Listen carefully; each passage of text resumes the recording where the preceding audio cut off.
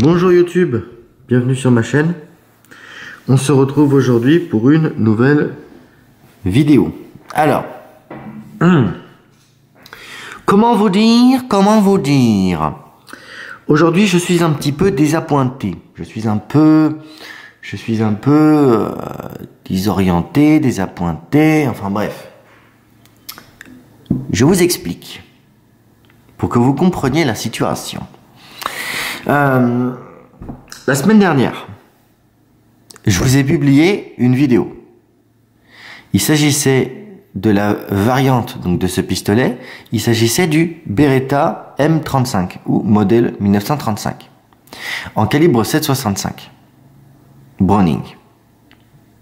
Dans cette vidéo, je vous expliquais que j'allais, d'ici quelques mois, si j'avais l'occasion de vous faire une vidéo sur le Beretta 1934, je vous ferai une vidéo sur 1934, et partant de ce principe, eh bien, je vous ai simplement parlé de la variante donc du 1935, et puis j'ai réservé l'histoire du 1934 lorsque j'aurai un 34 sous la main.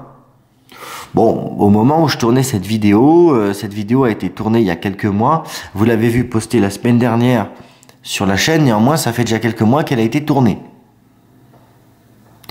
Quand j'ai tourné cette vidéo, je me disais, bon, c'était prévu que j'ai un 34 dans les mains. C'était prévu, c'était même sûr. Je pensais pas que je l'aurais aussitôt. Je pensais, comme je vous avais fait à l'époque sur Revolver d'ordonnance suisse 82, je me disais, bon bah, quand j'aurai le temps ou quand je l'aurai dans les paluches, je leur ferai une vidéo sur 82-29, machin. Bon, et puis des fois, il y a des vidéos comme ça où ça traîne, quoi, hein, voilà. Hein, bon, je ne pensais pas que j'aurais aussitôt un 34. Là, il s'avère que j'ai dans les mains un pistolet Beretta 1934. L'occasion est donc trop belle. La semaine dernière, vous avez vu le modèle 35, la variante que je vous ai présentée avant le modèle original. Et cette semaine, donc, eh bien, vous avez le Beretta 1934 sous les yeux. Alors, du coup, je ne vais pas vous refaire, si vous voulez, une vidéo de démontage-remontage. Et pour cause, c'est la même chose. C'est exactement le même modèle. Ça se démonte de la même manière. Je pourrais même quasiment dire qu'il y a entre les deux des pièces qui sont interchangeables. Tellement, faudrait d'ailleurs que je fasse des tests. Je n'ai plus le 35 dans les mains, mais faudrait que ça se teste. Hein. Pourquoi pas. Voilà. Cette vidéo va donc se dérouler en une partie où je vais donc vous faire l'histoire du 1934 avec dans les mains un Beretta 34. On se retrouve tout de suite pour la première partie de cette vidéo.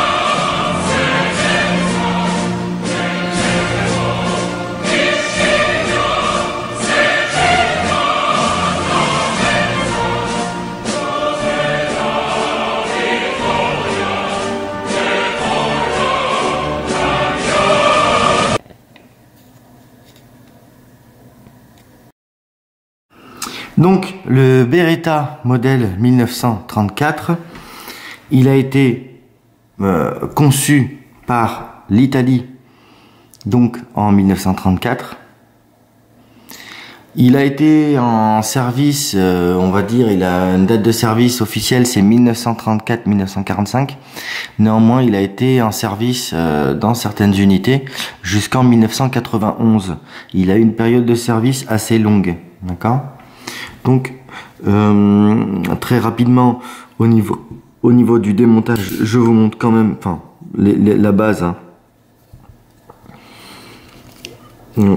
Alors, celui-ci a un chargeur, et celui-ci est en moins bon état que le 35 hein, que je vous ai présenté. Donc, vous voyez, au niveau du démontage, c'est la même chose. Hein, ça se démonte exactement de la même manière. Voilà, on va pas y passer 107 ans. Donc, on est sur un chargeur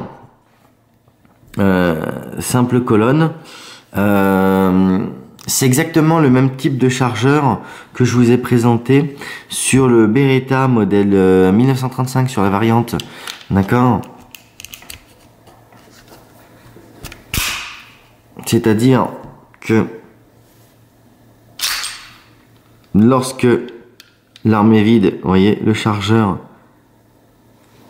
bloque la culasse en arrière. Alors sur ce modèle, c'est un petit peu la merde parce que je sens qu'il y a une petite galère. Le chargeur il frotte un peu. Voilà. C'est pas un modèle qui est vraiment dans un état. C'est pas un modèle qui est vraiment dans un état irréprochable. Voilà. Ce modèle n'est pas dans un état irréprochable, loin s'en faut.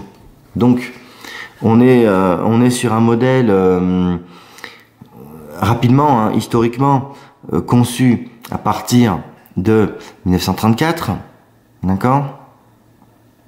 Pourquoi est-ce que ce modèle a été conçu par l'Italie? Eh bien, ce modèle a été conçu par l'Italie pour essayer de stopper l'ascension et le succès du Walter Pepe, conçu donc en 1929, quelques années plus tôt. D'accord? Sauf que on est effectivement donc sur un pistolet compact, mais on n'a pas de decooking comme sur le Walter, et on n'est pas je vous dirais pas qu'on n'est pas sur la même qualité de fabrication, parce que on est quand même sur ce pistolet, à la différence du Walter PP, on est sur ne serait-ce que par cette si vous voulez cette conception de culasse ajourée sur le dessus, vous voyez, ne serait-ce que par cette conception de culasse ajourée, c'est ça qui vous donnera par la suite le Beretta 92, le Beretta 81, hein, le Beretta 70, etc. et consorts. D'accord? Et globalement, il faudra attendre le 21e siècle pour la firme Beretta pour conceptualiser d'autres types de culasses sur ces pistolets de défense, sur ces pistolets de combat. D'accord? Donc, on reste avec ce pistolet, à la différence du PP, et mon but n'étant pas si vous voulez, de casser le Walter PP, mais ce pistolet, le Beretta 34, est un pistolet qui a été vraiment sous-estimé, qui a été mis de côté un peu, hein, quand on pense aux armes de poing, hein, de la Seconde Guerre mondiale. On pense à pas mal de choses, on pense pas systématiquement au Walter, au Beretta 1934. D'accord? On pense au Walter PP, entre autres, tout ça, mais on pense pas forcément au 34. Et c'est un modèle qui est de très bonne facture. D'accord? Ce pistolet, il a équipé la Guardia di Finanza, donc en Italie. Il a équipé les Carabinieri. Il a équipé également les services de police italiens. D'accord? Donc là, il a équipé la gendarmerie italienne et également la police italienne. D'accord? Ces plaquettes de crosse, moi je les trouve bien. Elles sont sympas. On a quand même une bonne prise en main. À ceci près que pour moi, vous voyez, avec ce chargeur, on est sur un chargeur avec un talon semi-ergonomique. D'accord? Un talon en semi-ergo, vous voyez. Pour mettre le doigt, pour moi, c'est pas très pratique. Voilà. C'est pas forcément très pratique. Voilà. Mais pourquoi pas? Mais pourquoi pas? Voilà. Mais pourquoi pas? On est sur un pistolet assez compact. Il est annoncé officiellement comme ayant une portée théorique de 50 mètres. En réalité, portée pratique 15 mètres. D'accord? C'est vraiment une arme compacte. Ce que je peux vous dire également sur l'historique de ce pistolet, c'est qu'il s'agit du pistolet qui a assassiné Gandhi. D'accord? Gandhi, en 1948, a été assassiné par ce pistolet, du moins par un tueur, mais qui a utilisé ce pistolet. Voilà. C'est pas le pistolet tout seul qui s'est levé et qui s'est dit tiens, ce matin, je vais flinguer Gandhi. Non, non. Je le rappelle au cas où, hein, une arme est un objet inanimé qui est donc dépourvu de volonté. Je ne sais pas si vous le savez. Hein, voilà, je vous en informe. Hein, voilà.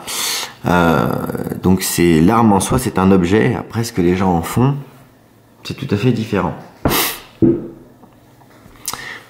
Sur ce pistolet, je n'ai pas les données numériques de fabrication.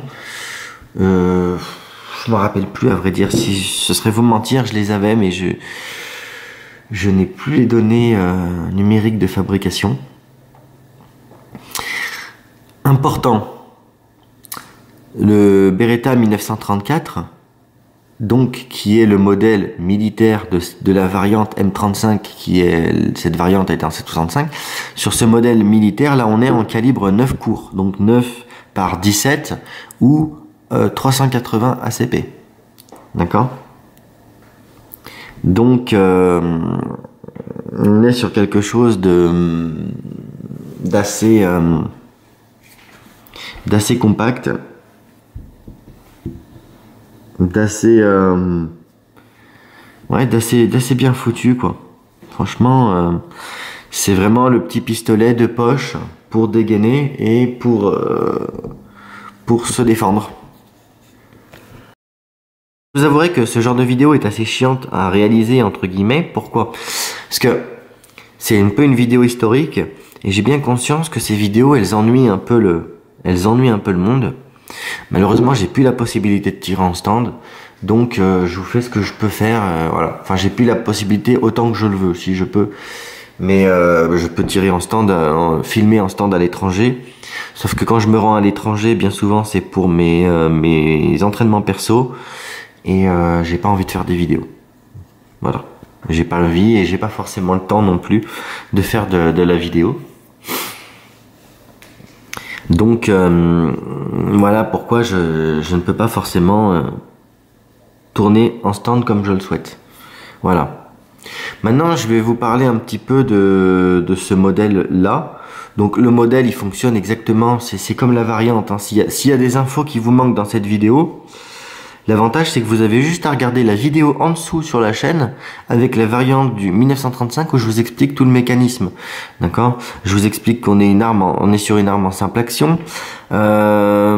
Concernant la sûreté, on est sur une sûreté avec le blocage de la détente.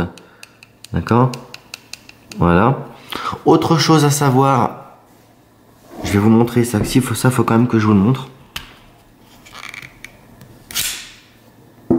Autre chose à savoir, lorsque vous retirez le chargeur et que vous percutez l'arme à vide, donc on retire bien sûr la sûreté, ce serait mieux, d'accord? Tac.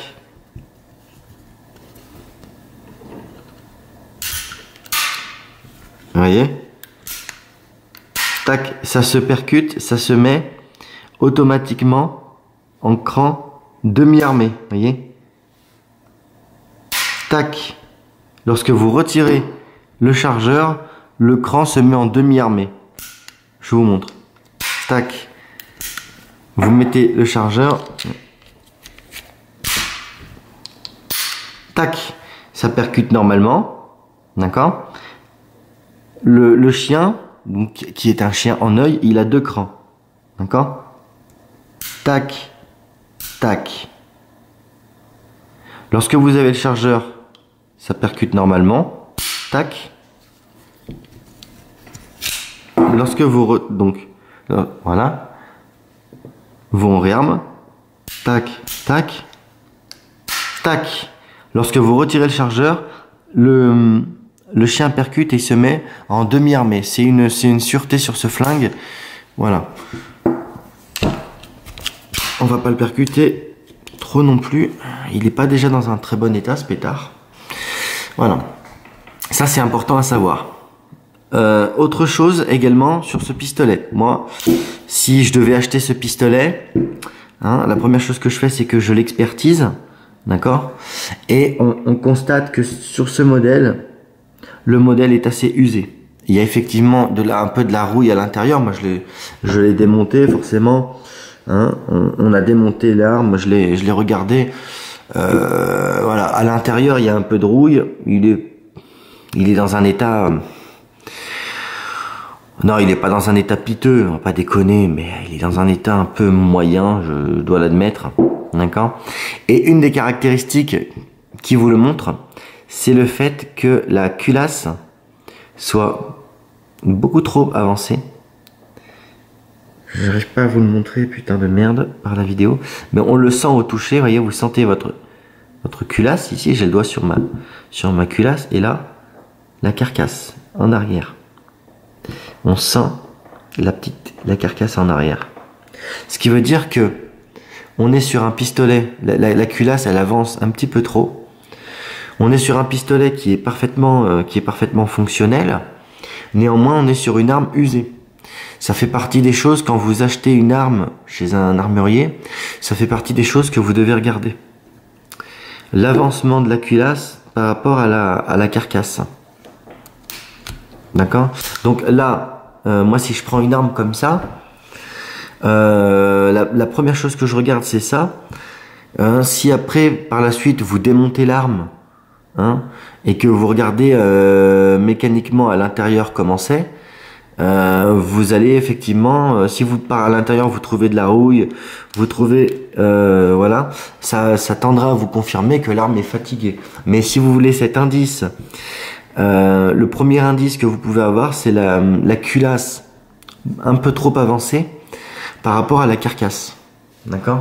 C'est déjà un indice, hein, si vous voulez, pour voir l'usure de l'arme. Voilà. Moi personnellement, ce modèle-là, j'ai eu de la chance, c'est un abonné qui me l'a prêté. Moi, ce modèle-là, perso, je l'aurais pas acheté. Ou alors 200 balles, pas plus. Voilà. 200 balles, pas plus. C'est clair, net et précis. Malgré tout, on est sur quelque chose de fonctionnel. Attention, hein. Il fonctionne parfaitement. Il n'y a pas de galère de ce côté-là. Il fonctionne. Hein. L'abonné qui le possède on est très content. Et peut-être même qu'il va me maudire, me dire ouais, si je te prête un flingue et que tu le tailles, on va plus rien te prêter. Voilà. Mais bon, je suis assez honnête. Hein. C'est le but aussi, c'est de partager les connaissances. De partager notamment les connaissances d'expertise, hein, lorsque les personnes souhaitent acquérir un modèle et surtout un ancien modèle comme ça. Voilà.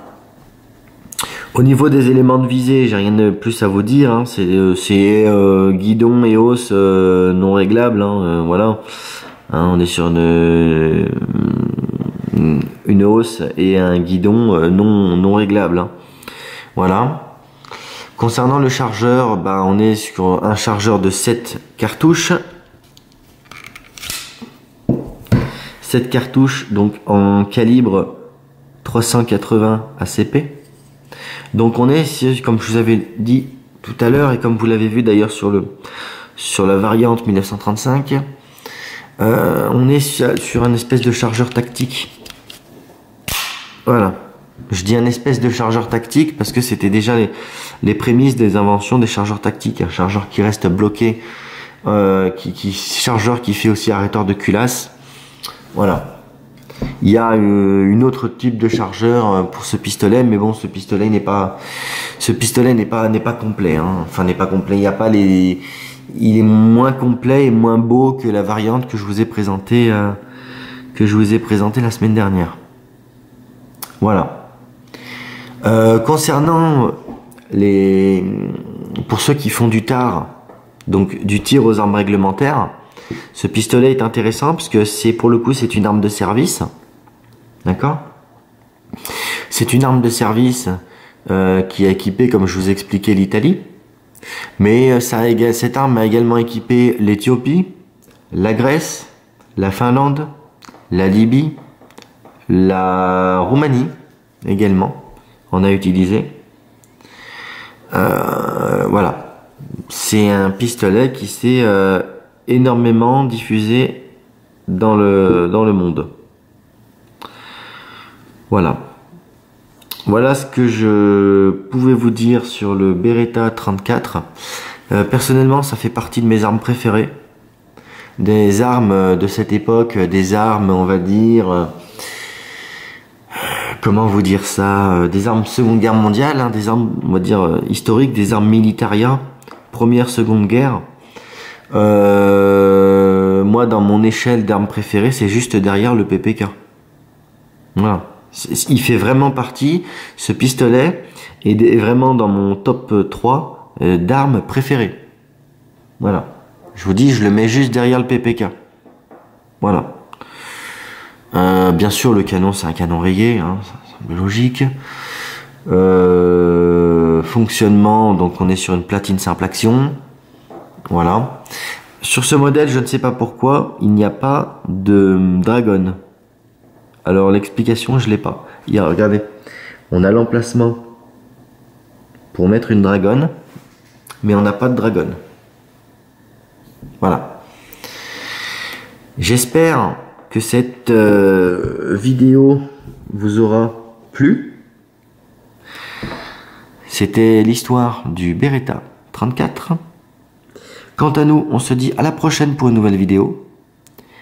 Et selon la formule consacrée, bon tir!